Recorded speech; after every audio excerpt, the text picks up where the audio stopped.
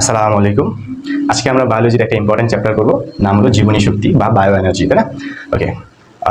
জীবনী শক্তি জিনিসটা কি? জীবনী শক্তি হলো যে আমরা দৈনন্দিন কাজের জন্য যে শক্তিগুলো ব্যয় করি বা আমাদের দেহের ভিতরে যে ইন্টারনাল অর্গান আছে সেই অর্গানগুলা তাদের কার্যক্রম সফলভাবে সচল রাখতে যে শক্তির প্রয়োজন পড়ে সেটাই কি বলতো জীবনী শক্তি। অর্থাৎ আমাদের দৈনন্দিন জীবনে প্রয়োজনীয় সকল শক্তিটাই কি বলতো জীবনী শক্তি। অর্থাৎ আমাদের জীবন ধারণের জন্য যে শক্তিগুলো প্রয়োজন সেগুলাই কি জীবনী শক্তি। ওকে। এই শক্তিটা আসে কই থেকে? অবশ্যই খাবার থেকে আসে, তাই না? খাবার না খেলে তো আমরা বাঁচবো না। ওকে, তাহলে এই খাবার থেকে যে শক্তিটা আসে সেটা কি ডিরেক্টলি আমরা ইউজ করতে পারি, নাকি কোনো একটা প্রক্রিয়ার মাধ্যমে শক্তিটা আমাদের দেহে জমা হয় তারপরে আমরা সেটা ইউজ করতে পারি? এটাই আজকে পড়বো আমরা, হলো যে মূলত পড়বো আজকে এটিপি। ওকে, এটিপি অর্থাৎ আমরা যখন খাবারটা খাই সেখান থেকে কিন্তু ডিরেক্টলি আমরা শক্তি ইউজ করতে পারি না। আমরা খাবার খেলে সেই খাবারটা কি হয়, ধরো আমরা শর্করা জাতীয় খাবার খেলাম, যেমন ভাত, আলু, এরকম। হ্যাঁ, এই খাবারগুলো আমাদের শরীরে প্রথমে পরিপাক হয়, তাই না? এটা তোমার মুখগহ্বরে পরিপাক আছে, পাকস্থলীতে পরিপাক আছে, ক্ষুদ্রান্তে পরিপাক আছে। এই যে বিভিন্ন স্টেজে এই খাবারগুলো কি হয়, পরিপাক হয়। পরিপাক হয়ে কি হয় বলতো, সরল খাদ্য উপাদানে পরিণত হয়। সরল খাদ্য উপাদান বলতে তোমার যদি শর্করা তুমি খাও, শর্করা খাইলে এটা থেকে যে খাদ্য উপাদান তৈরি হবে সেটা হলো গ্লুকোজ, তাই না? আবার তোমার হলো যে আমিষ যদি খাও, আমিষ থেকে যে সরল খাদ্য উপাদান সেটা কি অ্যামিনো অ্যাসিড, তাই না?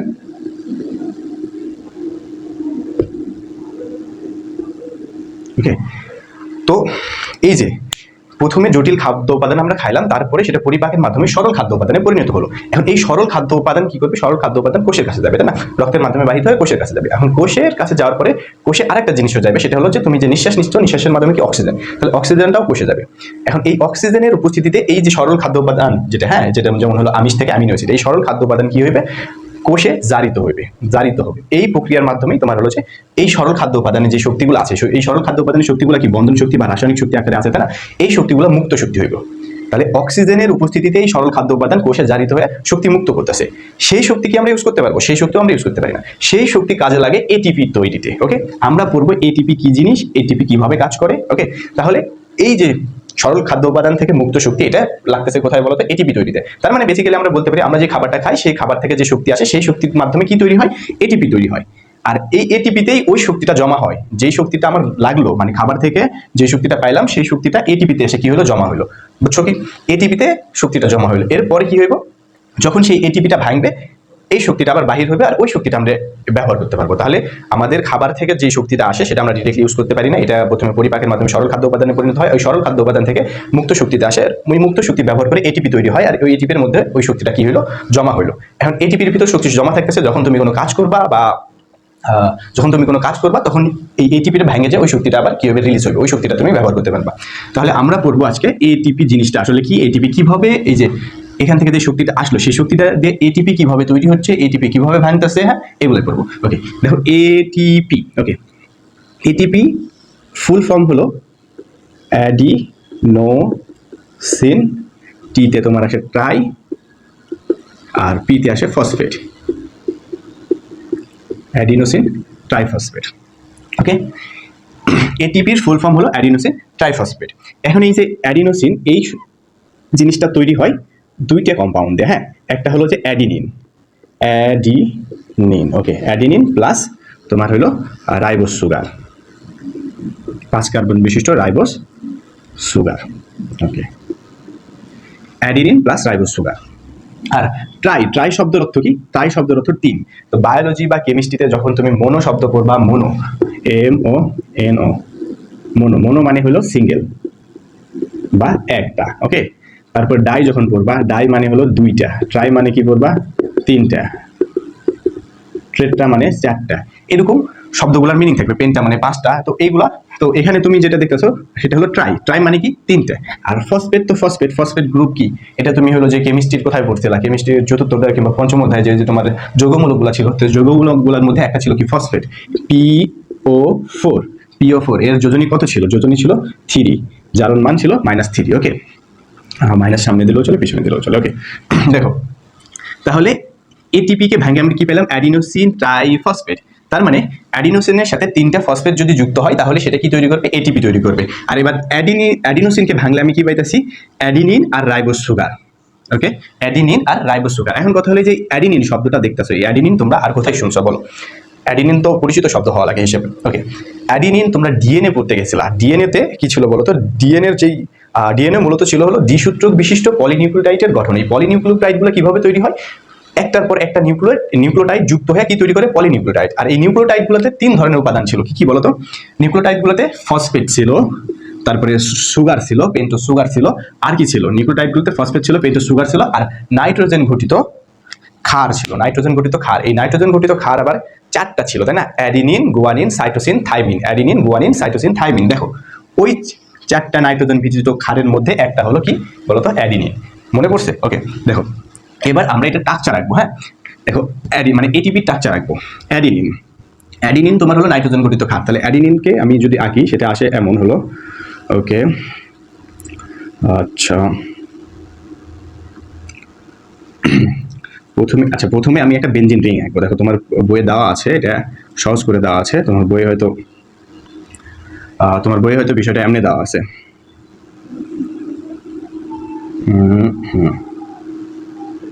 এটা একটা হেক্সাগোনাল। দেখো 1 2 3 4 5 6 6টা আছে, মানে কি হেক্সাগোনাল রিং এটা একটা। আর এটা হলো 1 2 3 4 5 পেন্টাগোনাল রিং। একটা হেক্সাগোনাল রিং, একটা পেন্টাগোনাল রিং। এই দুইটা রিং মিলে যেটা হয় সেটা হলো অ্যাডিনিন। ওটা তোমার বইয়ে যেটা দেওয়া আছে আর কি, অ্যাডিনিন। এবার এই অ্যাডিনিনের সাথে যদি তুমি রাইবোজ সুগার যুক্ত করো, এইখান থেকে হলো যে রাইবোজ সুগার যদি যুক্ত করো, এভাবে রাইবোজ সুগার যদি যুক্ত করো, ওকে এমন আছে হয়তো। হ্যাঁ, এভাবে দিয়ে তোমার এখানে 3টা ফসফেট গ্রুপ, এভাবে 3টা গোল দিয়ে 3টা ফসফেট গ্রুপ দেখাইছে। ওকে, এই 3টা কি বলতেছে? 1 2 3, তার মানে ট্রাই ফসফেট। আবার হলো যে এটা কি? এটা হলো যে তোমার অ্যাডিনিন। এটা কি? অ্যাডিনিন। এই অ্যাডিনিনের সাথে পেন্টোজ সুগার যুক্ত হয়ে কি তৈরি করলো? অ্যাডিনোসিন। তার মানে এই পুরাটা অংশকে একসাথে কি বলবো? অ্যাডিনোসিন। অ্যাডিনোসিনের সাথে 1 2 3 3টা ফসফেট যুক্ত হয়ে কি করলো? অ্যাডিনোসিন ট্রাইফসফেট বা এটিপি। তো এইটা তো তোমার, এটা বুঝলে বায়োলজির জন্য হয়ে যাবে, বাট আমি তোমাকে আরেকটু গভীরে নিয়ে যাবো। ওকে, তাহলে আমরা পড়ছি এখানে অ্যাডিনোসিন ট্রাইফসফেট। হ্যাঁ, দেখো আমি তোমাকে পুরো স্ট্রাকচারটা দেখাবো। ওকে, প্রথমে তুমি একটা বেনজিন রিং এঁকে নিবা। ওকে, এই বেনজিন রিং, এটা যেহেতু নাইট্রোজেন ঘটিত বেস, তাহলে নাইট্রোজেন ঘটিত বেস হলে নাইট্রোজেন থাকবে, তাই না? রিংয়ে নাইট্রোজেন থাকবে। এখানে একটা নাইট্রোজেন, এখানে একটা নাইট্রোজেন, আর এখানে দিবা NH2 অ্যামিন গ্রুপটা। হ্যাঁ, আর এখান থেকে একটা হাত, এমনি একটা হাত নাইট্রোজেন। ওকে, দেখো এখন একান্তর দ্বিবন্ধনগুলো আমরা দিয়ে দিই। একান্তর দ্বিবন্ধনগুলো হলো তোমার এখানে একটা, এখানে একটা, এখানে একটা। একান্তর দ্বিবন্ধন কেন বলা হচ্ছে? দেখো এখানে দ্বিবন্ধন, এখানে নাই, এখানে দ্বিবন্ধন, এখানে নাই, এখানে দ্বিবন্ধন। ওকে, আর এই পেন্টাগোনালে একটা। তাহলে এটা হলো যে তোমার অ্যাডিনিন। আরে এটা কি বলতো? এটা হলো অ্যাডিনিন। অ্যাডিনিন। তাহলে এই যে এটা অ্যাডিনিন, অ্যাডিনিন। আর এখানে দেখো সবগুলোর হাত, নাইট্রোজেনের হাত কয়টা করে হওয়া লাগবে? 3টা করে। দেখো এটার একটা হাত, 2টা হাত হয়েছে, আরেকটা হাত হাইড্রোজেন আছে, এখানে আরেকটা হাতে কি আছে বলো? হাইড্রোজেন আছে। এটা হলো অ্যাডিনিন। এবার অ্যাডিনিনের সাথে যুক্ত হইবে কি বলো? অ্যাডিনিনের সাথে যুক্ত হইবে তোমার, আমরা দেখালাম তো অ্যাডিনোসিন তৈরি করা লাগবে। তাহলে অ্যাডিনোসিন তৈরি করতে আমার অ্যাডিনিনের সাথে যুক্ত করতে হবে রাইবোজ সুগার, তাই না? অ্যাডিনোসিনের সাথে যুক্ত করতে হবে রাইবোজ সুগার। তাহলে আমি হলো যে এবার একটা সুগার রাখি, রাইবোজ সুগারটা আঁকি আমি। হ্যাঁ, ওকে, তাহলে রাইবোজ সুগারটা আমি আঁকবো এইভাবে। দেখো অক্সিজেন দিব, আচ্ছা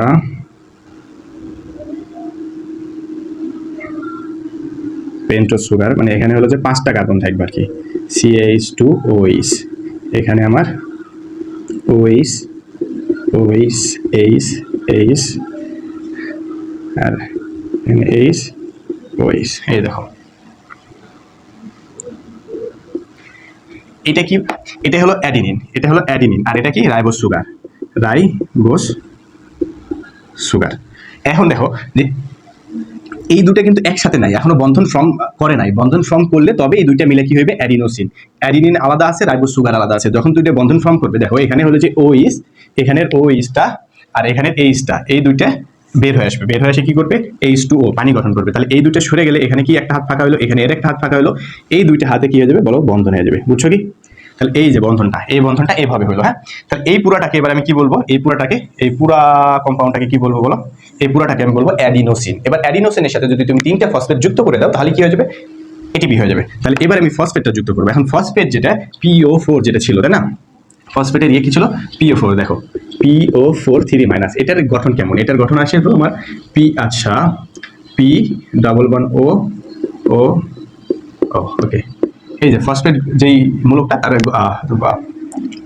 ফসফেটের গঠনটা আসে এমন। ওকে, তাহলে পরে এবার তুমি এখানে একটা ফসফেট যুক্ত করো, ফসফেট যুক্ত করলে এখান থেকে ওইসটা সরে যাবে, আর ফসফেটের যে ফসফেটটা আসে মূলত ফসফরিক অ্যাসিড থেকে, H3PO4 থেকে। কোথায় থেকে? H3PO4 থেকে। এই যে ফসফরিক অ্যাসিডের যে এইচ আছে আর এখানে যে ওইস, এটা মিলে আবার কি গঠন করবে? আবার পানি গঠন করবে। বুঝছো কি? ওইস আর এইচ প্লাস মিলে কি গঠন করবে? পানি গঠন করবে। তাহলে এখন দেখো এখানে তোমার ফসফেট গ্রুপের যে বন্ধনটা আসতেছে সেটা হলো যে এমন আসতেছে। ওকে, তাহলে দেখো এবার কি এগুলো বলো তো?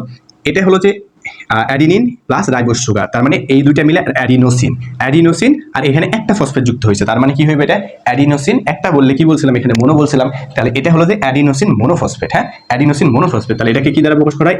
AMP, adenosine monophosphate. হ্যাঁ, তাহলে এবার এটার সাথে যদি তুমি আরো একটা ফসফেট যুক্ত করো তাহলে কি তৈরি হবে বলো? Adenosine diphosphate. তাহলে আরেকটা ফসফেট আমি যুক্ত করে দিই, এখানে আরেকটা ফসফেট যদি যুক্ত করে দেই তাহলে এমন আসবো।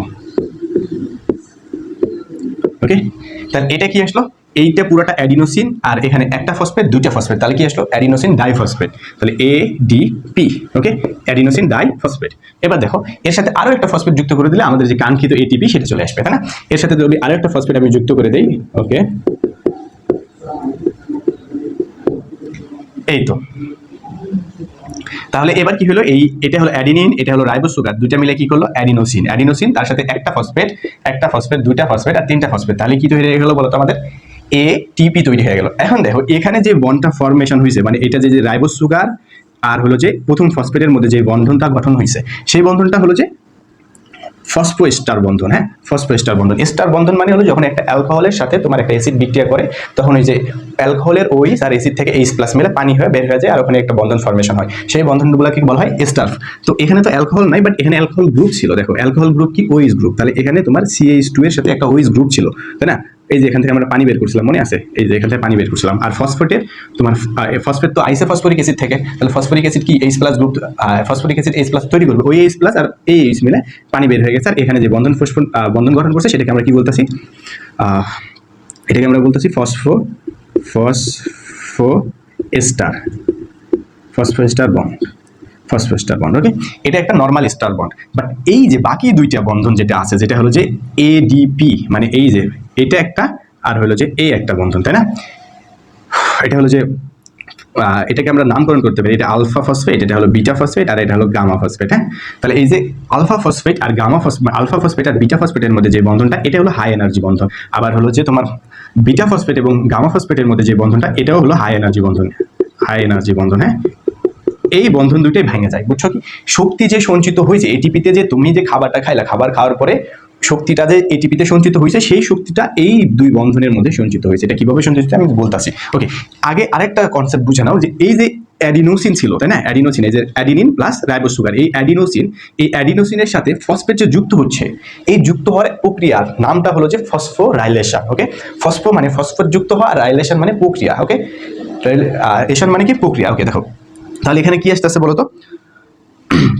তাহলে ফসফোরাইলেশন কি পাইলা বলো? অ্যাডিনোসিনের সাথে ফসফেট যুক্ত হওয়ার প্রক্রিয়াটা কি বলো তো? ফসফোরাইলেশন। ওকে, তাহলে এই যে এই বন্ধনটাও গঠন হয়েছে ফসফোরাইলেশনের মাধ্যমে, এই বন্ধনটাও গঠন হয়েছে ফসফোরাইলেশনের মাধ্যমে, এই যে এই বন্ধনটাও গঠন হয়েছে কি বলো তো? ফসফোরাইলেশনের মাধ্যমে। বুঝো?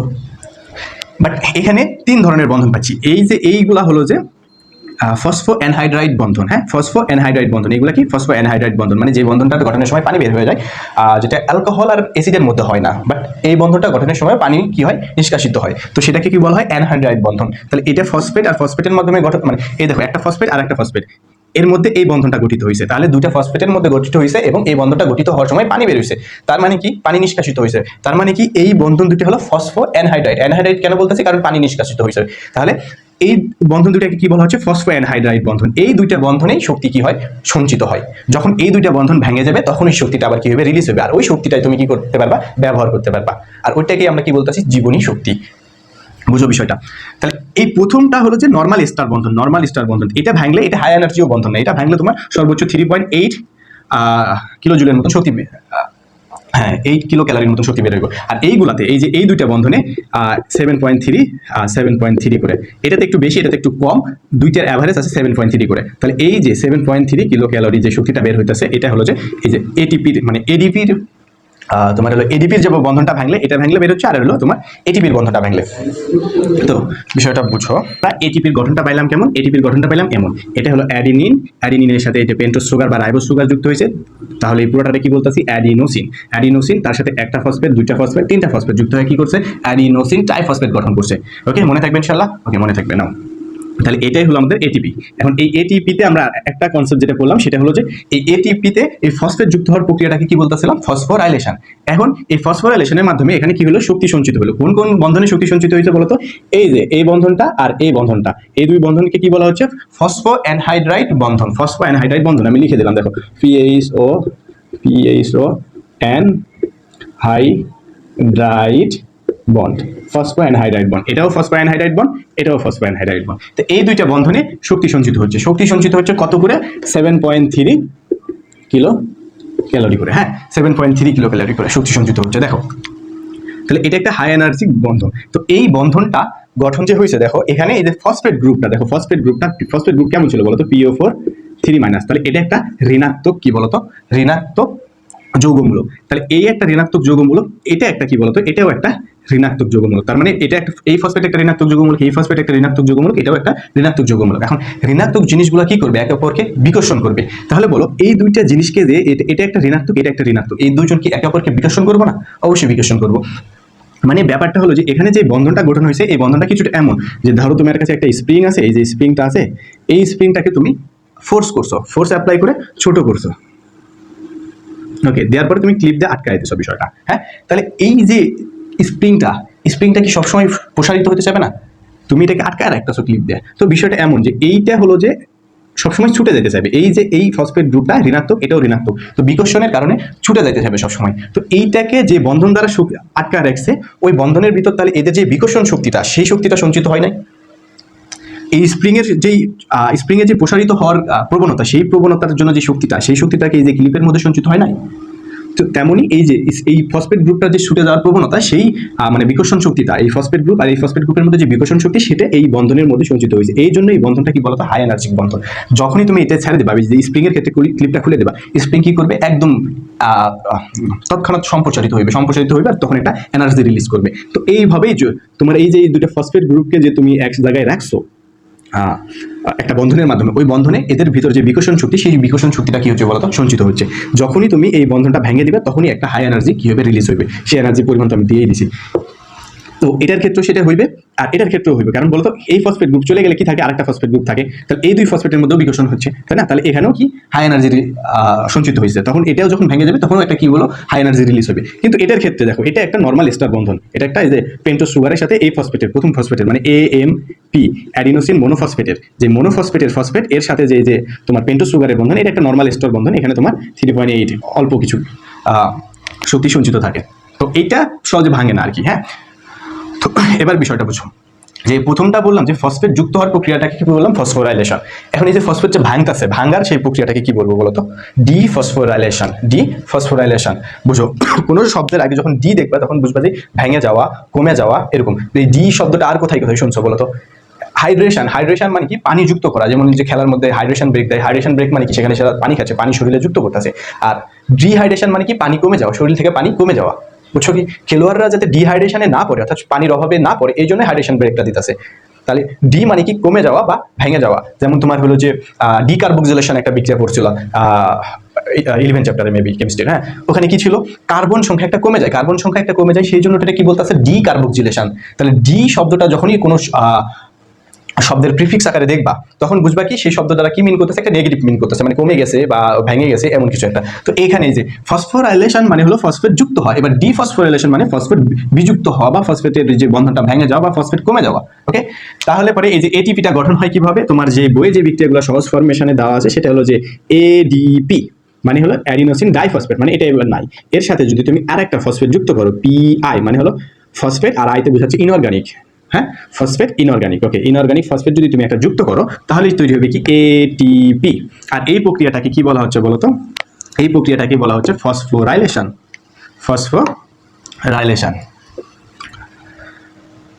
আর এবার তোমার হলো এই এটিপি আবার যদি যখন ভেঙে যাবে, এই এটিপি যখন ভাঙবে তখন আবার হলো যে এডিপি তৈরি হবে। মানে এই এটিপি যখন ভেঙে যাওয়ার অর্থ এই ফসফেট গ্রুপটা চলে গেল, এই ফসফেট গ্রুপটা চলে গেল, তাহলে এই এটিপিটা ভাঙলে আবার কি তৈরি হবে, এডিপি প্লাস পিআই, মানে ইনঅর্গানিক ফসফেট আর এডিপি তৈরি হবে।